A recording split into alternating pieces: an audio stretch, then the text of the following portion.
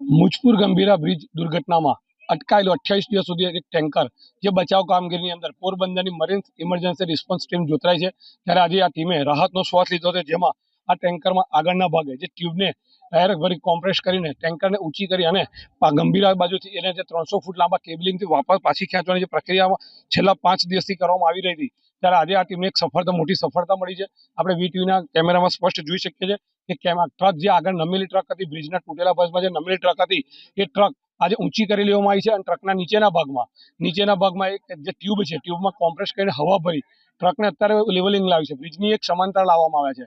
હવે પછી અને બ્રિજની સમાંતર લાવ્યા બાદ ગંભીરા બાજુથી જે ટેકનોલોજી છે, અત્યાધુનિક જે સાધનો છે, સાધનો દ્વારા ટ્રકને ધીરે ધીરે પાછી ખેંચવામાં પણ આવશે અને આ ટ્રકને આખરે બહાર કાઢવામાં આવશે. 28 દિવસે અટકેલી ટ્રકને આજે લાગી શકે છે કે આવનારા ગણતરીના કલાકોમાં બહાર કાઢી શકાય એ પ્રકારના પણ દ્રશ્યો આપણે જોઈ શકીએ છીએ.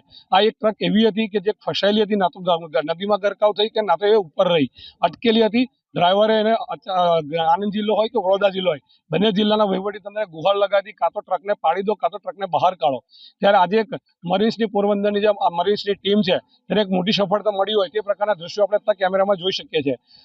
હાલ આ કામગીરી બાદ લાગી રહ્યું છે કે ગણતરીના કલાકોની અંદર ટ્રક બહાર પણ નીકળી જશે અને એક રાહતનો શ્વાસ પણ લેવામાં આવશે.